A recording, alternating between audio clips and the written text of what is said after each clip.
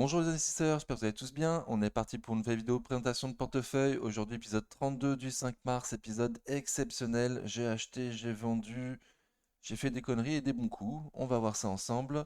Avant ça, recommandation d'usage. Je vous rappelle que je ne suis pas un professionnel ni un conseiller financier, mais un simple amateur qui cherche à partager sa passion. En aucun cas, je vous invite à répliquer les positions de mon portefeuille. Formez-vous et faites-vous vos propres convictions. Il y a beaucoup de choses gratuites sur Internet, donc il n'y a aucune raison de ne pas se former. Vous êtes seul responsable de vos investissements, du choix des positions et donc des plus-values et des moins-values qui vont avec. Ok, comme d'habitude, je présente mon portefeuille pour les personnes les plus pressées. Je vous rappelle que même si vous êtes pressé, n'hésitez pas à mettre un pouce avant de partir, hein, ça fait toujours plaisir. Je pense à vous, donc pensez à moi.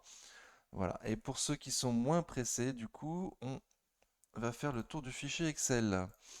Alors, cette semaine, j'ai gagné plus 1,91% sur le portefeuille. Super. Alors, on va enlever ma tête pour une fois. Voilà, vous allez tout voir.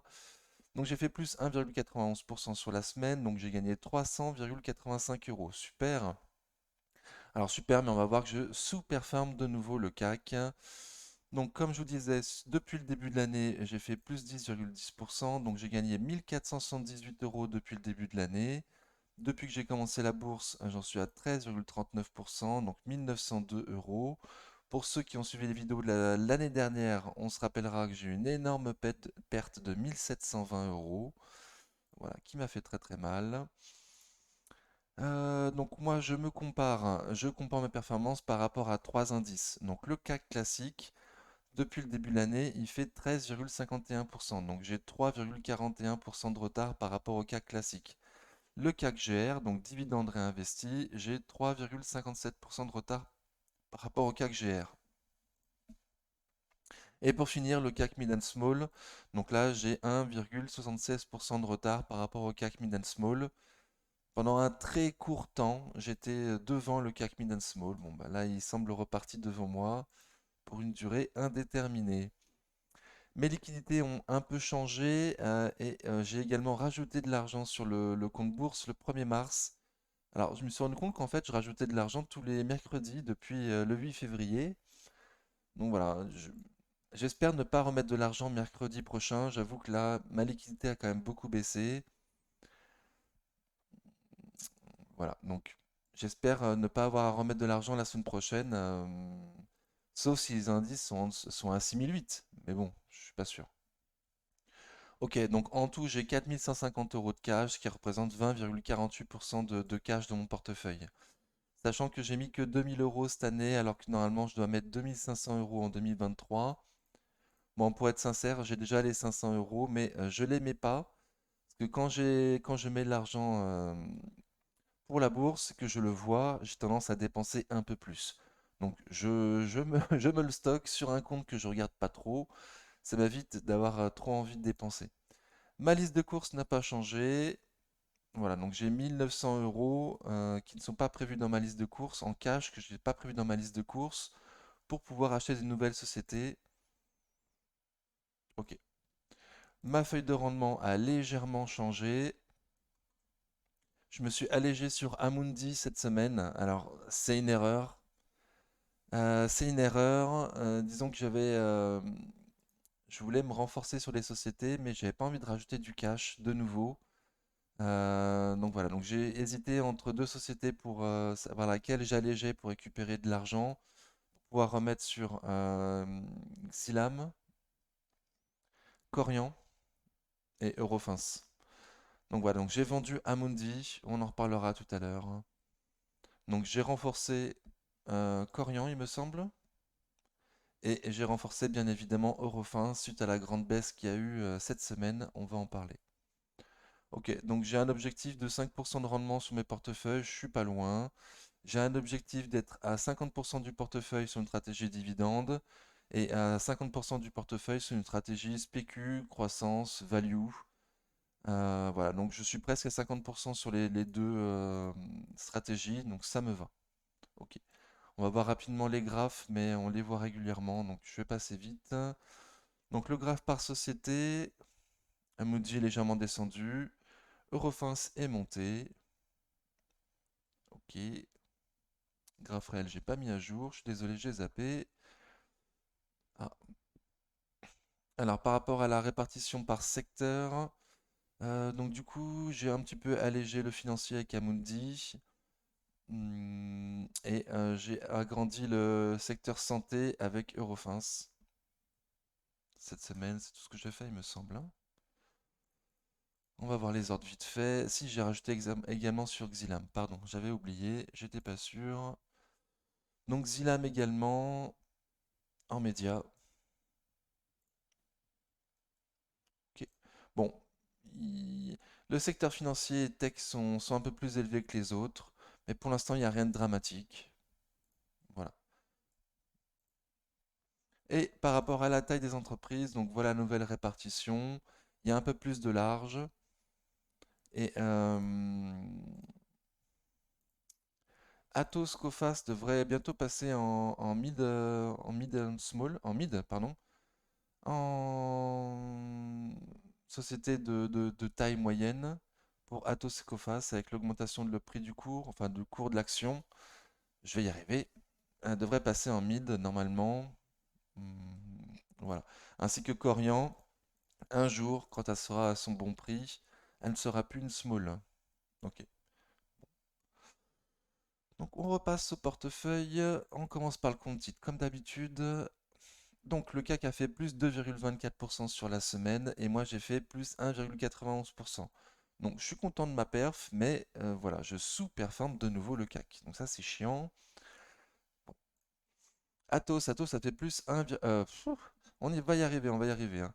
Donc Total a fait plus 1,41% sur la semaine, j'en suis à plus 85% depuis que je l'ai acheté. On est retourné vers les 59,60 euros. Donc on avait déjà dit plusieurs fois, hein, qu'il fallait penser à s'alléger sur les 60 euros.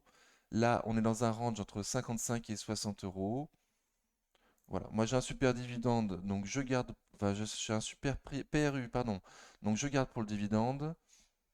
Et l'excellent Maxime nous a dit que lui, il pensait peut-être jouer le range entre 55 et 60 sur Total. Donc acheter à 55, revendre à 60, si ça y retourne. Donc sur un autre compte que sur lequel il a un bon PRU. Il me semble qu'il est sur Total, hein. Ok, Cumulus Web a fait moins 0,96% sur la semaine. J'en suis pratiquement à moins 10%. Je vous rappelle, société à OCA, BSA sur le dossier. Et d'ailleurs, je vais aller voir s'il n'y a pas de news. Oui, Total, il y avait une news, pardon. Total Énergie, qu'est-ce qu'ils nous disent? Le dividende à un niveau jamais vu dans l'histoire, 1560 milliards de dollars distribués pour l'année 2022, super. La justice française, voilà, c'est ça. La justice française déboute des ONG opposées aux méga-projets en Ouganda et en Tanzanie. Donc Total a gagné son procès. Ils vont pouvoir ouvrir un centre en Ouganda et en Tanzanie pour du gaz, il me semble. Euh, Très rentable. Ok, bon, c'était les seules news qu'il y avait sur Total. Donc on retourne sur Cumulus. Dossier OCA BSA. Alors moi, mes PRU sont beaucoup trop élevés, mais c'est une société de très belle qualité, de belle croissance, c'est une micro-caps. Donc c'est vraiment très illiquide. Voilà, donc moi je garde mes PRU, j'y touche plus parce qu'elle est déjà très très haut dans mon portefeuille Cumulus. Les deux lignes cumulées, ça va être l'une des premières lignes de mon portefeuille. Donc je ne me vois pas rajouter de nouveau dessus. Je vais attendre que la société continue à croître comme elle le fait, euh, de très belle façon, et retrouver mes PRU rapidement. J'imagine avant la fin de l'année. Voilà, c'est mon objectif, récupérer mes PRU avant la fin de l'année, m'alléger, voire vendre totalité Cumulus sur la ligne compte titre en positif d'ici la fin de l'année et garder la ligne PEA pour du plus long terme. Voilà, c'est mon objectif actuellement. Cumulus actuellement, a priori, enfin, c'est au-dessus du support des 10 euros, donc super. On retourne même plus sous les 10 euros, même pas avec une mèche. Cette semaine, on ne l'a pas fait, donc très très bien. L'excellent Maxime de nouveau, lui nous dit qu'il remet de nouveau un ordre aux alentours de 9,80 pour essayer de la rechoper Cumulus sur une mèche. Donc voilà, donc si ça vous tente, ça me paraît être Une belle stratégie sur Cumulus. Bon, et là, ça latéralise au-dessus d'un support à au-dessus de 10 euros. Ça fait pas grand-chose pour l'instant, Cumulus. Ok, on va passer au PEA. Je m'embrouille, je m'embrouille. Ok. Donc le PEA, vous voyez les chiffres en haut qui sont les mêmes que sur le compte titre. Donc je ne fais pas la distinction entre le PEA et le CTO.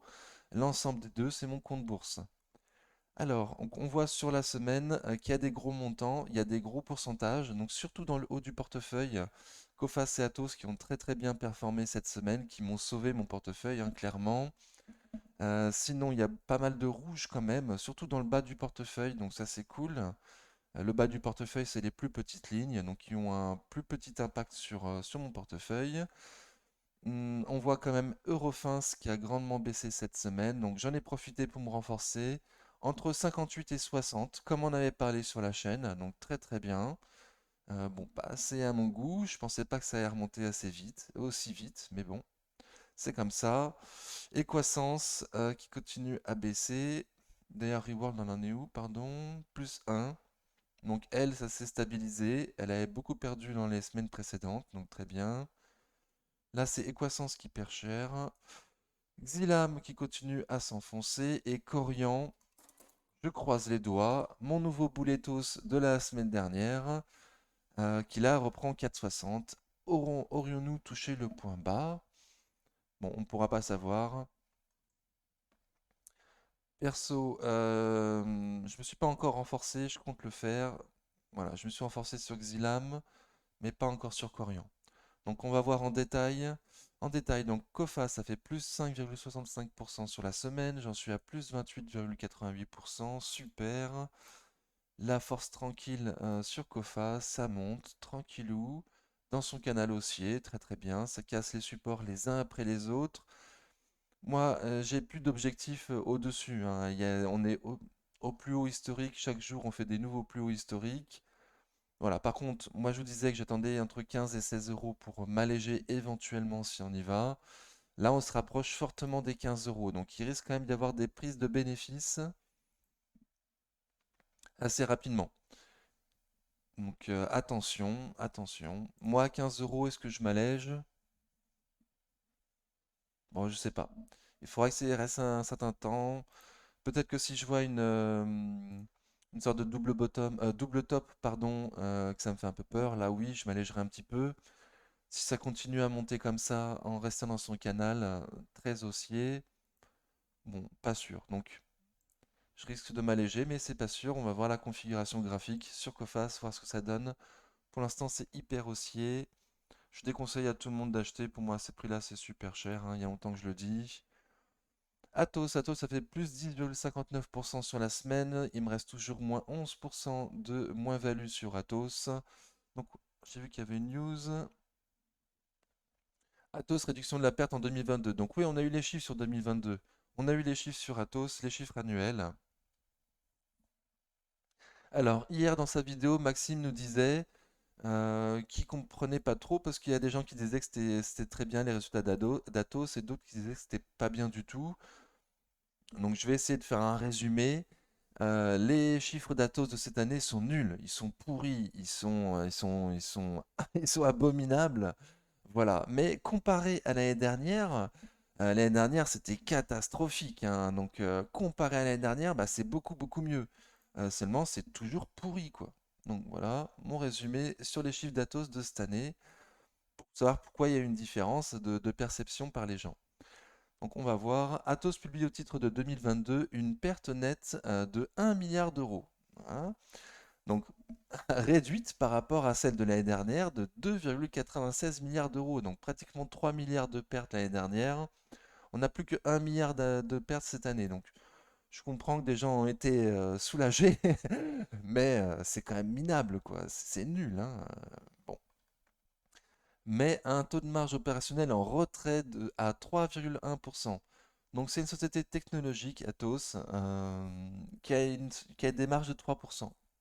Minable, c'est nul. Donc voilà.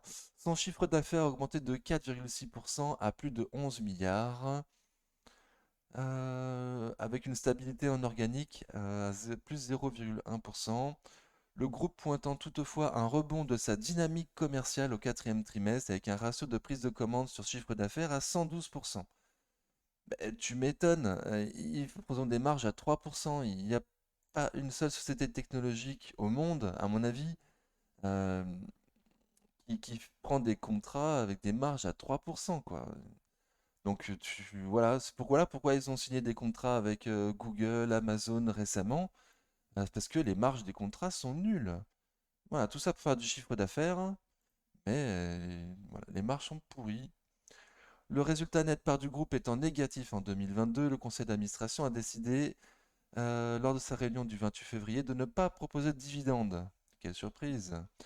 Pour 2023, le groupe de services informatiques prévoit une croissance organique du chiffre d'affaires qui devrait être comprise entre moins 1% et plus 1%, avec une marge opérationnelle attendue entre 4 et 5%. Donc c'est minable, de nouveau c'est minable. Une société technologique, c'est d'être la seule société technologique au monde qui se dit qu'ils vont faire un chiffre d'affaires négatif, potentiellement chiffre d'affaires négatif l'année prochaine. Je... Voilà, incroyable. Donc, perso, je suis toujours sur Atos, je suis en négatif, je vends pas. Mais franchement, dès que je peux m'en débarrasser, je vire quoi. Et surtout, à la prochaine Assemblée Générale, mais moi je, je, je dis non pour tous les renouvellements de mandat de toutes les personnes qui ont géré Atos jusqu'à présent, hein. Ça, je vous invite à le faire également. Voilà, il faut virer tous les dirigeants d'Atos. Ça devient urgent de tous les virer, quoi. Bref, donc graphiquement, ça donne quoi? Donc on ne regarde pas de long terme, hein, parce qu'évidemment, c'est catastrophique comme les résultats qui nous sortent chaque année, hein. Donc là, il y a quand même eu un pump suite à la sortie des chiffres. Les gens se sont dit super, hein, ils font plus que 1 milliard de pertes. Donc voilà. Donc ça a quand même boosté, mais on voit qu'on n'arrive pas à passer cette résistance des 14-14, 14-70. On les passe pas. On les passe pas. On est toujours bloqué. Pour moi, il faut attendre la news Airbus pour savoir à combien ils estiment Evidian et combien ils prennent de part dans la future société Evidian. C'est ça qui pourra faire booster le cours de bourse, hein. Éventuellement, si le directeur général dit qu'il s'en va, peut-être aussi qu'il y aura une augmentation du cours de bourse. Mais à mon avis, il a l'air bien accroché à son fauteuil. Donc je pense pas qu'il le fera. Il faudra le virer nous-mêmes. Et je vous invite à tous à le virer à la prochaine Assemblée générale. Bon, il faut passer les 14,70. Pour l'instant, on latéralise sous cette résistance. On a quand même ouvert avec un gap haussier qu'on n'a pas comblé de la semaine, du reste de la semaine. Donc très très bien. Voilà, à suivre. Ça distribue pas, ça accumule pas. J'ai regardé la VAD avant de faire la vidéo. Voilà, l'exceptionnel Lumi qui nous fait régulièrement la VAD n'a pas mis à jour la VAD Atos depuis mardi. Donc pour moi, il n'y a pas eu de changement sur Atos. J'imagine que les vadeurs attendent de voir eux aussi où ça va. Voilà, c'est pas avec les chiffres qui nous ont sortis que les vadeurs vont se dire: ah, il y a un renouveau sur Atos, il faut vite qu'on sorte parce que là, les chiffres étaient trop bons. Non, non, non, les chiffres étaient tout pourris. Les vadeurs restent parce que pour l'instant, Atos, c'est catastrophique, quoi. Ok. Orange a fait moins 1,25% sur la semaine. J'en suis à plus 13% depuis que je l'ai acheté. Il n'y a pas de news, hein, je crois pas, si. Alors, l'opérateur historique a divulgué une feuille de route ambitieuse. L'objectif est de faire remonter le cours de bourse qui a perdu 21% en 5 ans. Alors, c'était par rapport aux chiffres qui sont sortis, mais ils sont sortis il y a déjà 2 semaines, il me semble. Voilà, c'était pour rappeler que les chiffres étaient pas mal et que moi j'aime bien A priori, j'aime bien Christelle Edelman. Elle m'a convaincu également. Alors là, ils disent la feuille de route Lead the Future annoncée par la nouvelle directrice générale Christelle Edelman a convaincu. Donc je confirme, hein, moi aussi j'étais convaincu. Le titre CAG 6,5% le jour de cette présentation, donc on va le voir en graphique. C'était pas cette semaine, hein. C'était pas cette semaine, voilà, c'était plutôt par là. Donc la semaine du 15 février, c'est là que ça a bien pumpé. Donc depuis, ça latéralise. Pour moi, c'est très très beau Orange, hein. On est toujours au-dessus des 23,6. On latéralise très très haut suite à cette hausse. C'est un surachat. pour moi, ce qui se passe, c'est que les gens qui sont dessus veulent pas vendre. Et il y a des gens qui sont convaincus également par les nouveaux chiffres de Orange et la nouvelle ligne de route, comment ils disent, feuille de route, et qui veulent acheter. Donc pour moi, c'est ça qui se passe. C'est pour ça que le graphique est aussi joli dernièrement. On va continuer à lire vite fait. D'ici à 2025, les dirigeants prévoient un retour à la croissance plus forte en France, son premier marché, tout en visant 4 milliards d'euros de flux net de trésorerie, comparé aux 3 milliards d'euros en 2022. Orange va relever son dividende plancher à 0,72 euros par action au titre de l'exercice 2023, contre un dividende de 0,70 en 2022. Donc cette année, on va encore toucher 0,70 centimes, et l'année prochaine, en 2024, si Orange fait des bons chiffres en 2023, ils augmenteront le dividende à 0,112 euros. Donc là, ils nous disent que l'action est au plus haut au 21 février depuis 6 mois. Donc parfait. Bon, et le reste, bon, on va peut-être pas lire. Ça nous intéresse pas. Moi, ça m'intéresse pas. On a déjà vu les chiffres il y a 2 semaines. Donc là, on a vu le graphique. Suite aux chiffres, ça a super bien pumpé. Là, ça latéralise haut. Donc moi, j'achète plus à ces prix-là, hein. Les prix à acheter pour moi, c'était en dessous de 10 euros. Et j'ai bon espoir que ça continue à monter sur Orange, hein. Donc peut-être pas en ligne droite, hein. Voilà, donc au moins passer les 11,10 € pour essayer d'aller voir plus haut, choper les 11,80. Voilà, pour l'instant ça accumule pas, ça distribue pas. Suite à la grande hausse, ceux qui en voulaient sont rentrés dessus et les retardataires essayent de choper les miettes. Donc en tout cas très confiant moi sur Orange. Amundi, donc Amundi, je me suis allégé cette semaine. Elle a fait plus 2,53%, j'en suis à plus 3,5% depuis que je l'ai acheté. Donc Amundi, qu'est-ce qui s'est passé cette semaine? Cette semaine, j'ai acheté Eurofins le 1er mars. Hmm. Donc ils ont sorti leurs chiffres, ça n'a pas plu du tout au marché. On s'est retrouvé en gap baissier dès le matin à l'ouverture, à 59 euros environ, il me semble, on verra sur le graphique tout à l'heure, hein. Donc j'en ai chopé à ce prix-là. Le souci, c'est que j'ai dû rajouter de l'espèce, j'ai dû enlever de mon livret de développement durable pour mettre sur le compte bourse. Voilà, et ça m'a embêté. Donc j'ai vu que je voulais renforcer sur Eurofins, mais j'avais pas envie de remettre du cash de nouveau là. Il est bien le cash au chaud à rapporter 3%. Donc il a fallu que je m'allège sur une société. J'ai hésité, grandement hésité entre Amundi et Société Générale. Donc il y a l'une qui était en petit gain et l'autre qui était en petite perte. Bon, Amundi, j'avais quand même beaucoup plus mise dessus. J'avais renforcé récemment Amundi en pensant que ça allait passer rapidement les 64 et pour l'instant ça se fait pas. Donc voilà, j'avais rajouté sur Amundi le 8 février et un mois plus tard, donc le 2 mars, pratiquement un mois plus tard, voyant que ça passait pas, j'ai décidé de m'alléger sur Amundi plutôt que sur Société Générale. Donc surtout parce que j'avais une plus grosse position sur Amundi et, et que je trouve que Amundi au-dessus de 60 euros c'est un peu cher. Donc j'ai quand même bon espoir que ça passe à 64 euros. Mais Amundi à 60 euros, je trouvais ça un peu cher. Donc pour moi, il est plus probable qu'Amundi retourne vers les 58 euros. Il était plus probable, on va en reparler, plutôt que Société Générale qui casse et qui aille plus bas que les 25,60. Voilà, il me semblait que le potentiel de baisse sur Amundi était plus élevé que sur Société Générale. En plus, j'avais une plus grosse ligne sur Amundi que sur Société Générale. Donc tout ça a fait que j'ai décidé de m'alléger sur Amundi et pas sur Société Générale. Donc voilà, et donc je me suis renforcé le 3 mars. Le 3 mars, c'était quand? Vendredi, donc sur Eurofins et sur Xylam. Suite à la vente d'Amundi, j'ai eu du cash pour acheter sur ces sociétés. Donc un peu haut peut-être. On va voir ça ensemble. Donc je disais ça pourquoi? Parce qu'on était sur Amundi. Donc Amundi, voilà, maintenant vous comprenez pourquoi je me suis allégé sur Amundi.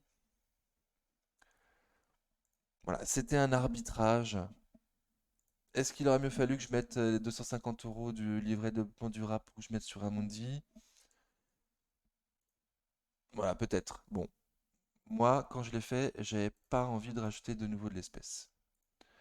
Donc on va voir plus tard si j'ai fait une erreur ou pas. Donc ce que je vous disais sur Amundi, c'est que là on est capé par les 64 euros. Pour l'instant, on ne veut pas aller au-dessus des 64 euros, mais on ne veut pas non plus aller en dessous des 61,30 €. Donc on est entre 61,30 € et 64 euros depuis presque un mois. Moi, je trouve ça très très beau comme config. Ça latéralise à plat, ça accumule légèrement, le RSI qui reste au-dessus de 50. Voilà, avec un volume moyen. Donc pour moi, tous les signes sont au vert sur Amundi. Voilà, j'ai pas vendu parce que j'estimais que elle va baisser. J'ai dû faire un choix et j'ai sacrifié une partie de ma ligne Amundi pour pouvoir renforcer plus Eurofins. Voilà, donc j'espère que j'ai été clair. J'espère que ça a passé 64 euros. Là, je sens que la vidéo va être longue, hein. On va un peu se presser. Ruby a fait plus 1% sur la semaine. J'en suis à plus 5 depuis que je l'ai acheté. Pas de news, hein. Pas de news, non. STM la prochaine. Ok. Donc Ruby, elle aussi. Alors, elle aussi, ça latéralise, mais pas vraiment à plat. Ça devient une latéralisation légèrement en hausse. Voilà, surtout en fin de semaine. Donc on voit que elle, on a passé le gap des 26,35 € en clôture vendredi. Donc c'est très très bien. On a déjà eu lundi un faux signal qui avait clôturé au-dessus du gap et on avait réintégré ensuite en dessous du gap dans la semaine. Mais vendredi, on est de nouveau passé au-dessus, donc très très bien. On est à des plus hauts récents sur Ruby. Est-ce qu'on a enfin passé ce niveau-là des 26,35 et que ça va pouvoir performer, aller voir les 27 euros? Bon, moi, c'est éventuellement mon scénario pour la semaine prochaine, donc à suivre. Je trouve qu'en dessous de 27 euros au Ruby, c'est toujours un bon plan au vu du dividende et des actifs de la société en général. Je trouve ça très bien. Voilà, mais il faut passer les 27, les plus hauts récents. Ça va être costaud quand même à passer les 27, hein.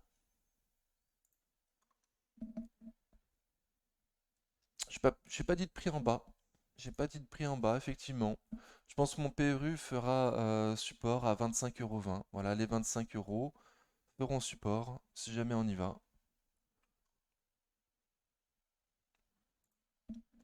ST Micro a fait plus 1,56% sur la semaine, j'en suis à plus 44%. Donc il y a eu une news, il y a une news. Donc ST Micro a largement souffert cette semaine à cause des plans de Tesla. Bon, il y a une loi qui est sortie là récemment aux États-Unis, portée par Biden, qui dit que les sociétés qui produisent un maximum de composants sur le sol américain auront des aides. En gros, hein, je résume. Du coup, Tesla, ils ont trouvé le moyen de faire des semi-conducteurs en utilisant beaucoup moins euh, de trucs de silicium. Enfin, en tout cas, voilà.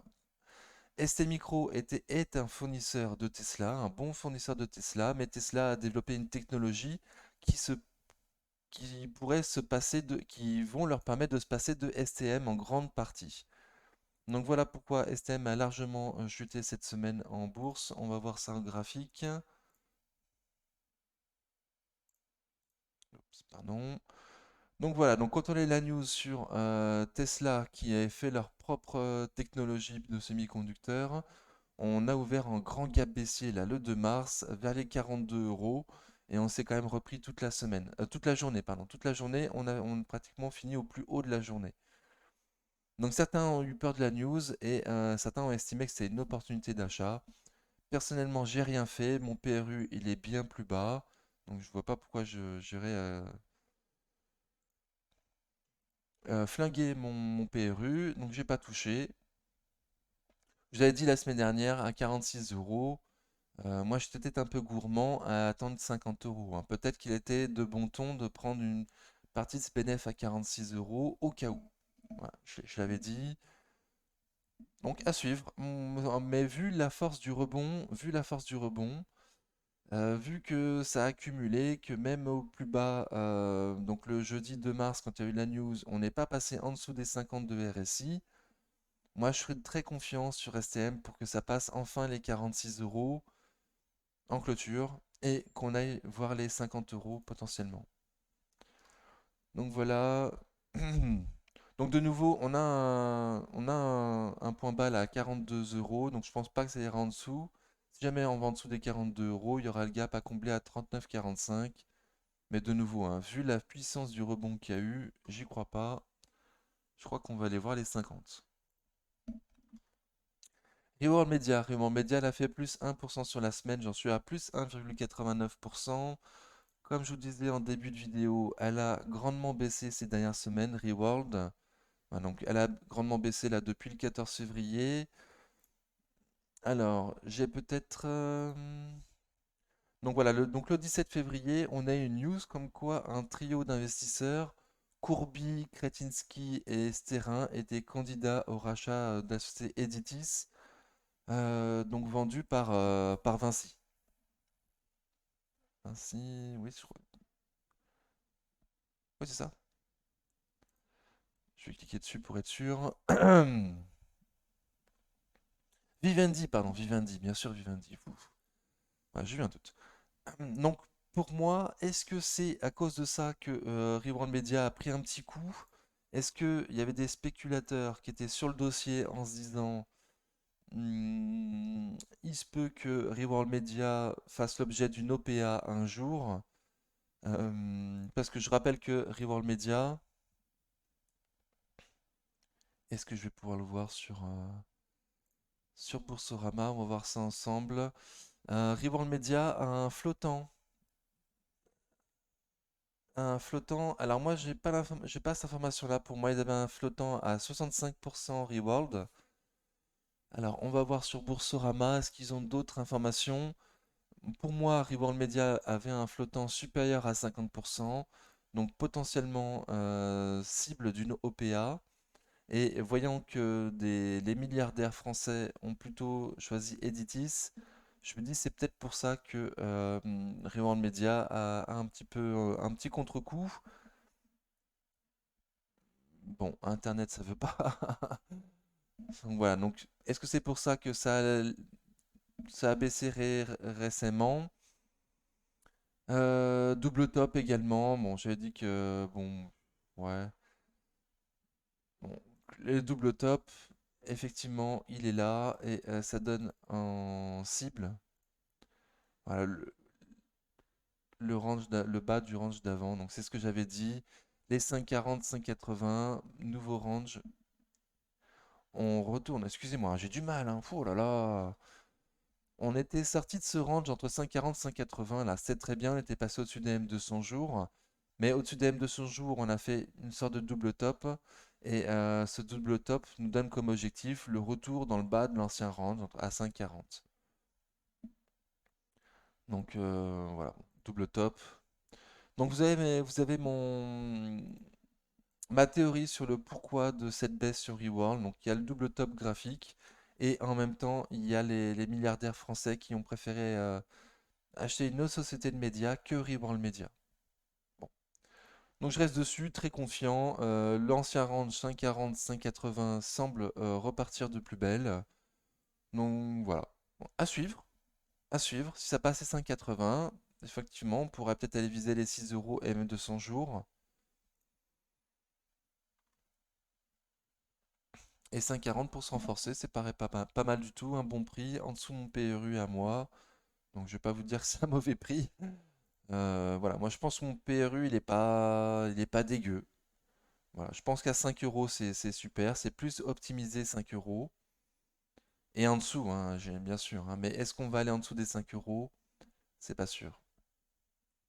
Ok, je suis super long, je suis super long. Eurofins, Eurofins. Alors, donc cette semaine, je suis renforcé. Elle a fait moins 7% sur la semaine. Oups, pardon. Eurofins, elle a fait moins 7% sur la semaine. J'en suis à moins 3% depuis que je l'ai acheté. Donc, pour rappel, j'étais dessus avant la grosse baisse. J'étais dessus, j'étais rentré en FOMO à 68 euros. Donc on a parlé déjà tout à l'heure de...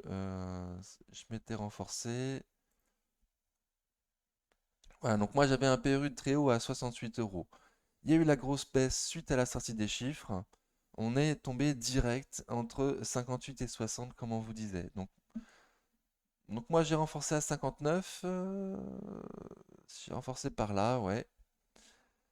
Euh, j'étais extrêmement surpris du rebond du jeudi 2 mars. Donc c'est là où je me suis dit, waouh, ça rebond tellement fort sur Eurofins, faut absolument que je me renforce avant que ça passe les 62, quoi. Donc c'est pour ça que j'ai vendu à Amundi et que je me suis renforcé vendredi sur Eurofins à 62 euros. Et rebond extrêmement fort, hein. Donc les chiffres n'ont pas plu du tout. On va voir ça. Il y a la news.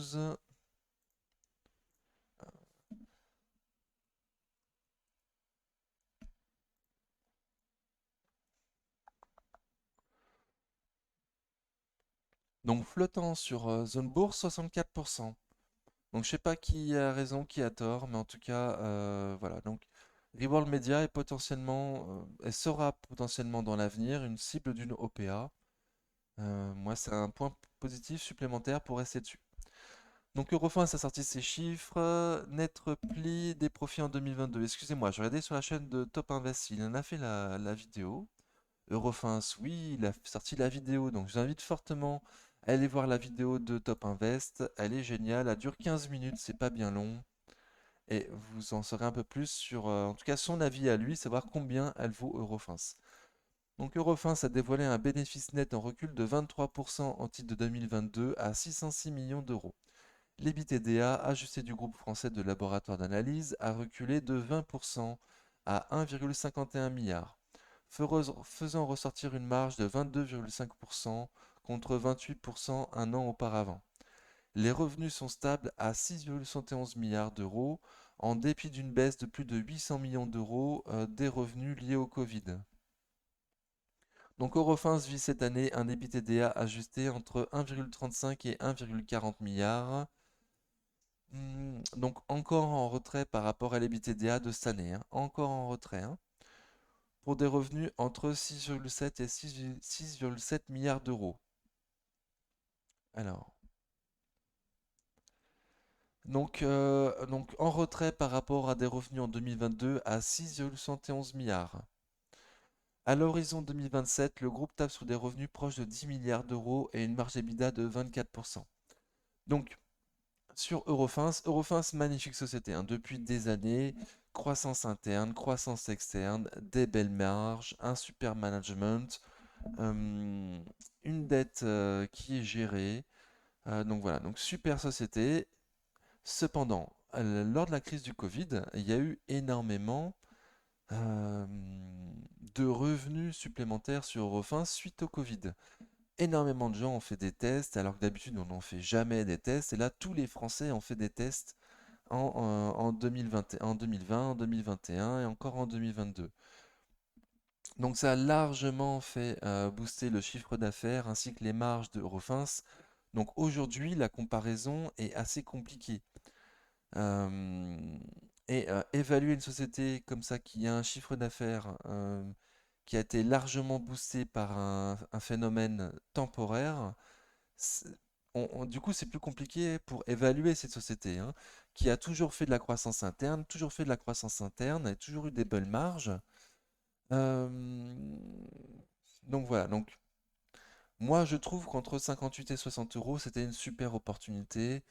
Voilà, là ils nous disent horizon 2027. Donc pour moi c'est clair, ils savent pas trop ce que ça va donner pour 2023, 2024.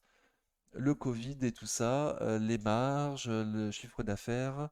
Donc ils préfèrent voir une vision plus long terme plutôt que de nous décevoir si jamais il se passe quelque chose de particulier dans les 2 prochaines années à venir. Moi je le vois plutôt comme ça. Voilà, moi je le vois plutôt comme ça. Donc j'espère que j'ai été clair. Bon, ok, donc magnifique société, je suis rentré dessus, donc en 2 fois cette semaine. et qu'une seule fois au prix qui m'intéressait. Donc la deuxième fois un petit peu en FOMO, voilà, pour éviter que ça parte trop vite sans moi. Mais comme me l'a dit l'excellent Maxime sur le Discord, quand j'ai dit que je voulais racheter à ces prix-là, il m'a dit voilà, attention, c'est une résistance, donc il a parfaitement raison, hein.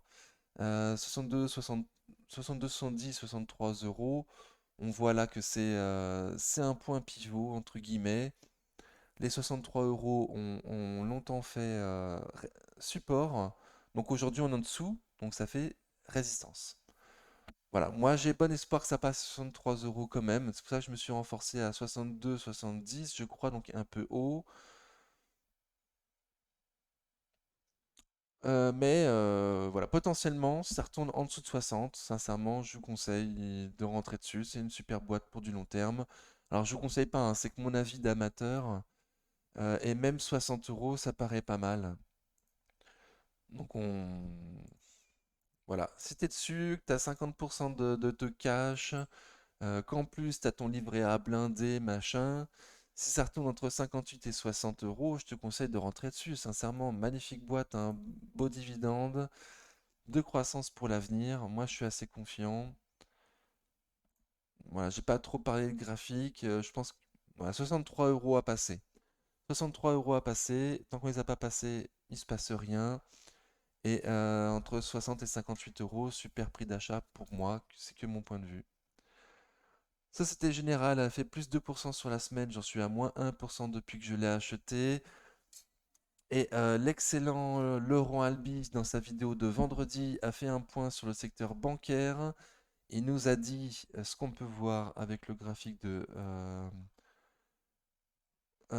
Société Générale, c'est que le secteur bancaire ralentit ces temps-ci, hein. Donc voilà, il tire pas, Laurent Albi ne tire pas la sonnette d'alarme en disant attention, ça va baisser, ça va baisser. Non, pas du tout.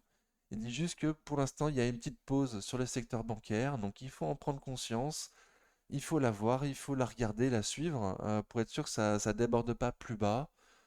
Donc voilà, donc c'est exactement ce qui se passe avec Société Générale. Voilà, là, ça latéralise. Pour moi, entre les 26,20 et les 28 euros. Il faut passer les 28 euros, 28,02 en clôture pour essayer d'aller voir plus haut. Et il ne faut pas casser les 26,12, sinon on risque d'aller voir plus bas. Donc c'est plutôt la même chose sur pas mal de bancaires, hein, ça latéralise actuellement. Donc qu'est-ce que ça va faire? Est-ce que ça va consolider plus que ça? Potentiellement retourner voir MM 200 jours avant de repartir. Voilà, éventuellement, moi, ce serait mon scénario, c'est qu'il y ait une consolidation un peu plus forte que ce qu'on a actuellement, qu'une latéralisation. Mais ce serait une opportunité d'achat pour moi, pour rentrer dessus et pour viser le comblement des gaps sur les bancaires. Voilà, moi c'est mon objectif, c'est mon point de vue, c'est pour ça que j'ai pas allégé Société Générale et qu'éventuellement, si on se retrouve à 10% en dessous de mon PRU, je renforce. Voilà, pas en dessous. Je la vois comme ça. J'ai déjà une belle ligne sur Société Générale, peut-être un peu trop. Euh, mais pour moi, l'augmentation des taux devrait largement bénéficier au secteur bancaire. Donc, s'il y a une consolidation, pour moi, ça serait une opportunité d'achat pour entrer sur une bancaire. Voilà, en pensant à l'augmentation des taux d'ici à la fin de l'année, je pense, mon point de vue, c'est que ça devrait performer. Donc, la prochaine bancaire, Crédit Agricole. Crédit Agricole a fait plus 0,63% sur la semaine. J'en suis à plus 21% depuis que je l'ai acheté. Donc Société Générale, moi c'est plutôt un trade court terme. Je vends au comblement du gap à 33 euros. C'est l'une des lignes avec Atos qui... Alors là, on voit l'ensemble de mon portefeuille. Les grandes parties, c'est mon fonds de portefeuille. C'est les sociétés que je vais garder, j'espère, jusqu'à la fin de mes jours. Mais on peut quand même enlever de mon fonds de portefeuille Atos qui est spécu, Société Générale qui est spécu également, Nekon qui est une spécu également, Corian. Voilà, donc toutes celles que je viens de vous citer, pour moi, c'est des sociétés de court terme que je compte vendre un jour en totalité. Et le reste, pour moi, c'est mon fonds de portefeuille que je compte garder un bout de temps. Alors, petit bémol sur Métropole, j'espère vendre dans 5 ans, quand il y aura de nouveau de la spécu sur, ou une vente, une- voilà, quand il y aura un nouvel actionnaire majoritaire sur Métropole, qu'on aura un prix plus élevé, je compte vendre Métropole dans 5 ans. Ok. Bon, c'était un petit point sur mes sociétés, le long terme ou spécu croissance. Donc j'ai été à Crédit Agricole, plus 21% depuis que je l'ai acheté. Hop. Donc comme c'est général là, ça latéralise. Donc petite baisse de momentum sur les bancaires, c'est pas grave. On a comblé un gap là à 11,31. Bon, je le laisse quand même parce que c'était un faux signal. Enfin, c'était un faux signal. On l'a réintégré au-dessus de ce gap le lendemain, le vendredi 3 mars. Donc de nouveau, qu'est-ce que ça va faire Crédit Agricole? Est-ce que ça va continuer à latéraliser là au-dessus de ce gap? Ou est-ce qu'on va avoir une consolidation un peu plus forte qui nous ramènera potentiellement vers les 10,40? Bon, tout est possible, on verra. Personnellement, j'y touche plus à Crédit Agricole, sauf si on passe en dessous de mon PRU. Voilà, et c'est vrai que je fais le point depuis que j'ai les deux bancaires sur trois, savoir si j'ai pas celle qui a le plus baissé de la semaine. Eh ben non. Eh ben non. Cette semaine, c'est BNP Paribas qui a fait la plus mauvaise semaine. J'ai pas le boulet de la semaine. Youhouhou. Donc depuis que je l'ai acheté, plus 0,58, je me suis pas trompé, hein. Donc depuis que j'ai Société Générale, plus 0,63, ouais. Depuis que j'ai Société Générale, j'ai toujours eu le boulet des trois bancaires. Donc cette semaine, le boulet des banques des trois bancaires françaises, c'est BNP Paribas. Cette semaine, je ne suis pas sur le boulet des bancaires. Youhouhou, pour 0,05%. Ok, donc je suis très content. Très très très content. Stellantis, elle a fait plus 7,41% sur la semaine. J'ai pas dit de prix sur quelle si j'ai dit des prix. Stellantis, elle a fait plus 7,41% sur la semaine. J'en suis à plus 18% depuis que je l'ai acheté. Pourquoi ça a tant boosté Stellantis?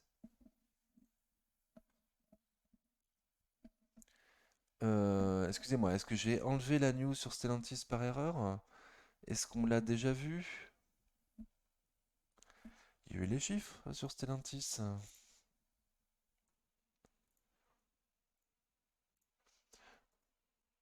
Alors, pendant que je galère tout seul dans mon coin, n'hésitez pas à mettre des pouces, je vous rappelle, ça fait super plaisir. Ça vous coûte rien. On se fait chier quand même, Maxime, toutes les semaines pour vous montrer notre portefeuille. Nous, on apprécie, mais on apprécie aussi les pouces.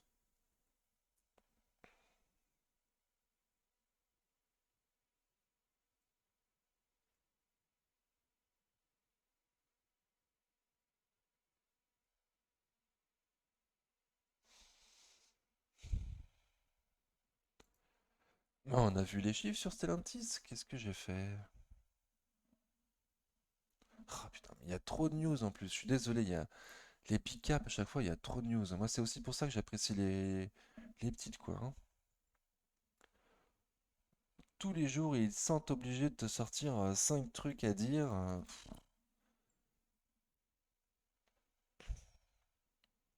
Il me semble qu'on a vu tout à l'heure.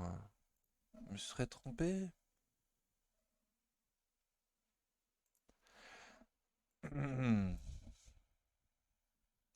Donc Stellantis, qu'est-ce qui se passe sur Stellantis?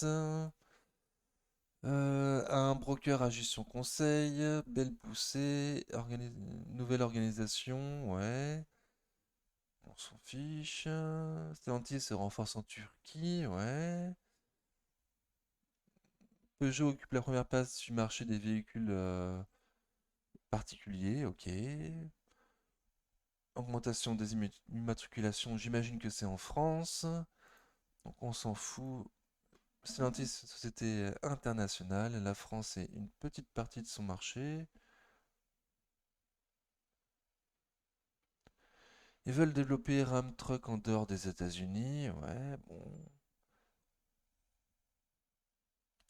Stellantis investit 150 millions de dollars dans 3 sites dans l'Indiana. Bon, c'est pas ça qui va faire booster le cours de bourse.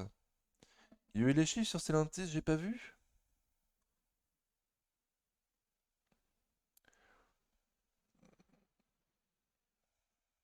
Non, rapport annuel le 24 février. Bon, ok. Donc c'était pas cette semaine, mais la semaine dernière, Stellantis a sorti ses chiffres et depuis, ça continue à super bien performer. Alors depuis, déjà bien avant la sortie des chiffres, ça performait bien déjà. C'est sorti son canal haussier que je lui avais mis. On a été touché là, les 17,72 qui correspond au plus haut récent. Alors, on va dire les plus hauts historiques sur Stellantis parce qu'avant, Stellantis n'existait pas. Avant, il y avait Peugeot ou Fiat Chrysler. Donc Stellantis n'existait pas à cette période-là. Hum, ok, donc on a passé un gap à combler, mais c'est un gap dividende réinvesti et non réinvesti, voilà.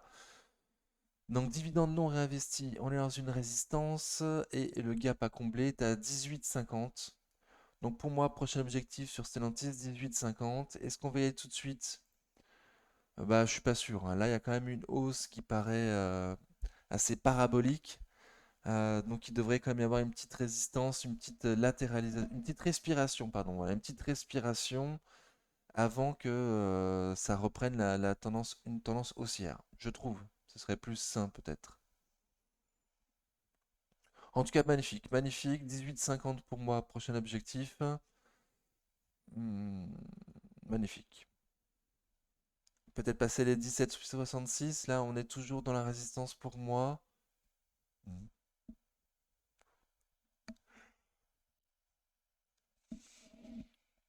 Bon, en tout cas, on est en parabolique, on est en surachat.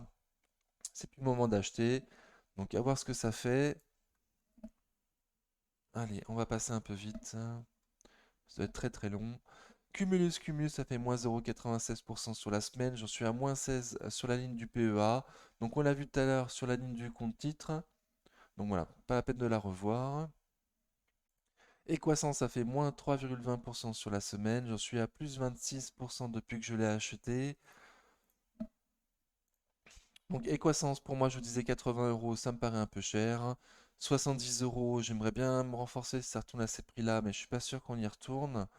Et si t'es pas dessus, 75 euros, ça paraît être un bon compromis. Hmm. Voilà ce que j'avais dit jusqu'à présent.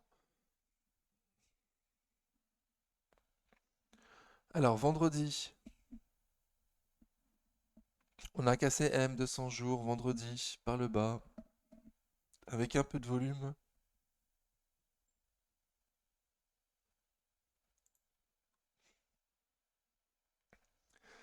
Ok. Donc bon, c'est pas très beau Equasens récemment, hein, c'est pas très très beau.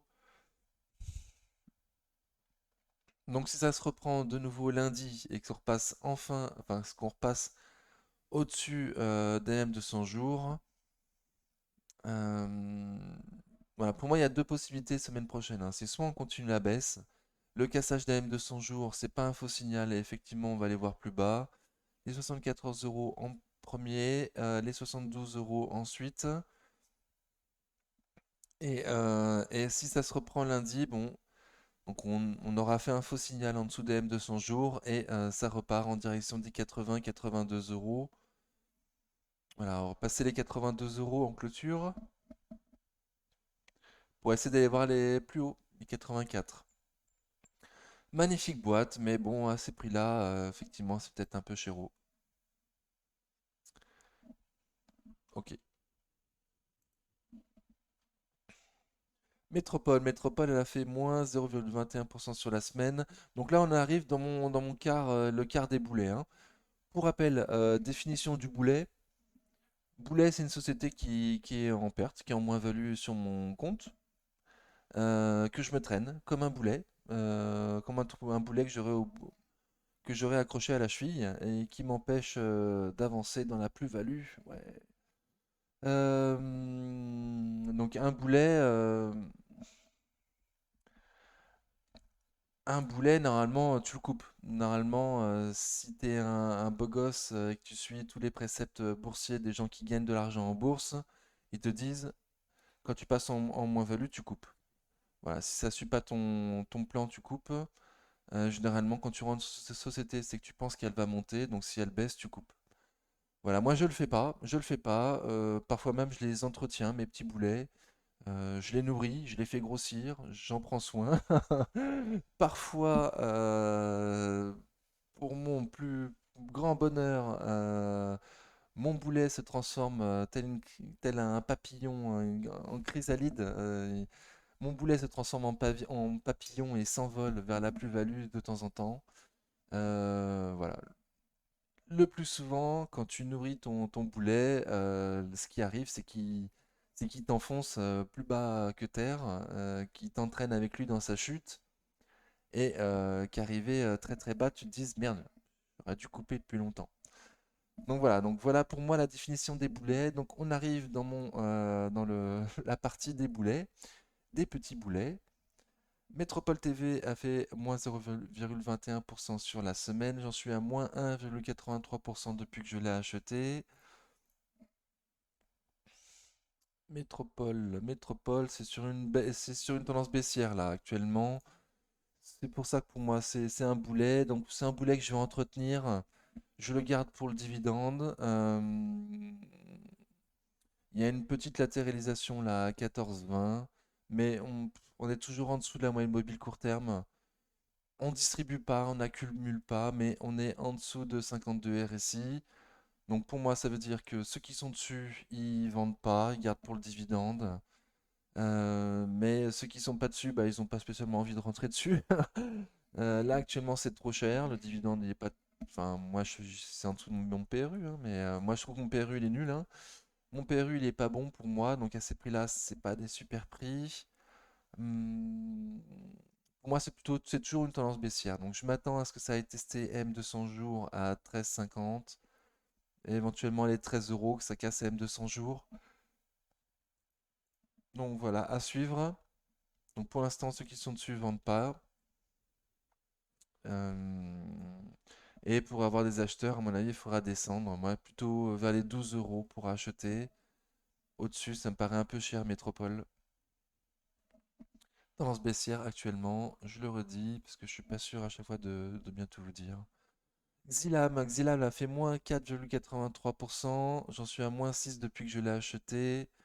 Donc je l'ai renforcé. Ouais, je l'ai renforcé vendredi à 28,40. Donc plus ou moins au prix de clôture. Xilam.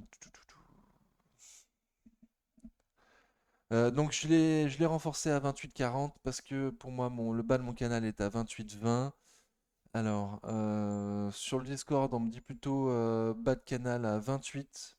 Bon, à voir, 28, 28,20 pour moi c'est pareil.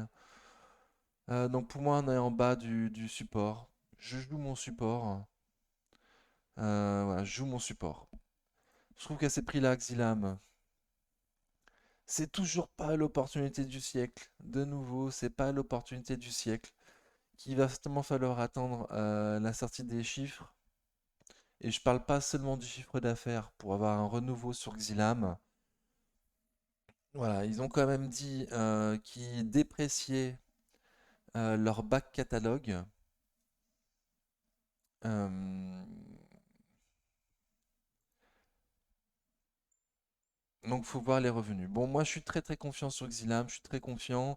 Il me semble que si les chiffres sont pas terribles ces temps-ci, c'est parce qu'ils ont beaucoup investi dans l'outil de production, qu'ils ont passé des bons accords avec toutes les sociétés de streaming en ligne, avec des sociétés chinoises qui leur demandent du contenu exclusif, et que suite à cette poussée de demande de contenu audiovisuel, Xilam a investi dans son outil de production et qui devrait nous sortir des super chiffres dans les années à venir. Donc moi, c'est ce que je vise. Voilà pourquoi, en plus, hein, voilà pourquoi moi je me considère comme un investisseur et pas comme un trader, quoi. Je vise pas la tendance haussière sur Xilam. Je vise le prix qui m'intéresse pour moi en tant qu'investisseur.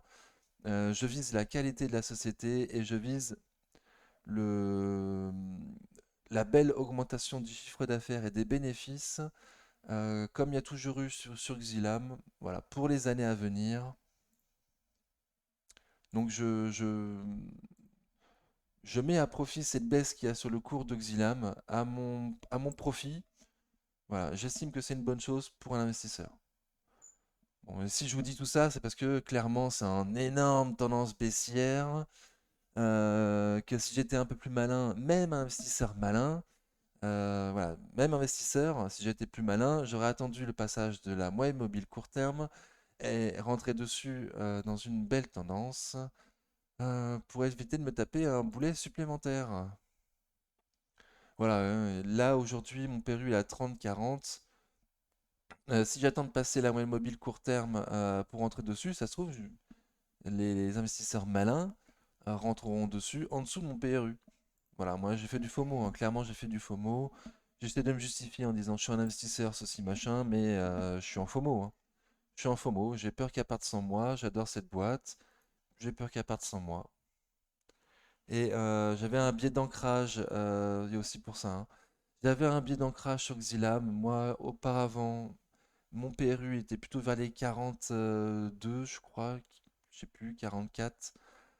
Donc j'ai aussi un biais d'ancrage, hein. Aujourd'hui à 30 euros, pour moi ça me paraît être un prix excessivement bas. Bon, donc c'est pour ça à chaque fois que je vous en parle, je vous dis, je pense pas que ce soit non plus l'opportunité du siècle, hein. Ok, Corian a fait plus 4,60% sur la semaine. J'en suis à moins 1,84% depuis que je l'ai acheté.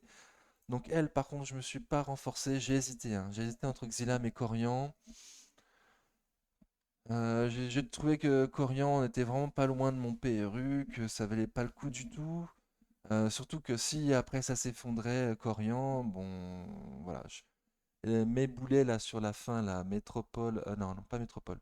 Xilam, Corian et Nekon, elles, je souhaite pas dépasser les 500 euros d'investissement dessus. Voilà. Xilam, Corian et Nekon, c'est de la spécu, c'est de la spécu en grosse tendance baissière actuellement, avec quand même des petits soucis au niveau de leurs chiffres qu'ils ont sortis. Euh, donc je joue, voilà, je suis joueur, mais pas plus de 500 euros sur ces trois lignes, ça va être mon max. Ok, donc je vais essayer de gérer mon cash pour pas dépasser les 500 euros sur chacune de ces lignes. Corian, donc pour rappel, j'étais rentré dessus la semaine dernière, c'est ça, hein, 22 février, ouais. Ouais, c'est ça, la semaine dernière, suite à la grosse baisse en me disant qu'à ces prix-là, c'est value. Hmm, donc c'est toujours value, hein. Ça a été confirmé, pas que par moi. Donc c'est value à ces prix-là. Par contre, value, ça veut pas dire qu'on peut pas rester value à un bout de temps. Si les investisseurs ne reviennent pas sur le marché des maisons de retraite, des maisons médicalisées, Corian peut rester à ces prix-là et des prix encore plus bas, encore très longtemps, hein. Donc voilà, donc spécu value. Je suis dessus, c'est latéralise au-dessus. Excusez-moi, j'ai un petit souci. Au-dessus des 7,09 là. Il faut pas casser les 7,09. Faut pas casser les 7. Bon, faut pas casser les 7 sur Corian, sinon on va voir beaucoup plus bas. Et si on pouvait repasser au-dessus de ces milieux de cette grande bougie là, vers les 8,30, au-dessus des 8,30.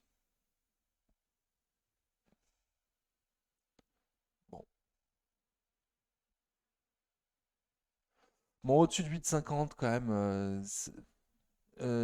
Au-dessus de 8,50, ce serait quand même un bon. Ce serait toujours un bon prix pour moi, Corian, mais ça repasserait plutôt en tendance haussière. Donc on va voir. Moi, je pense que ça va latéraliser un bout de temps comme ça, hein.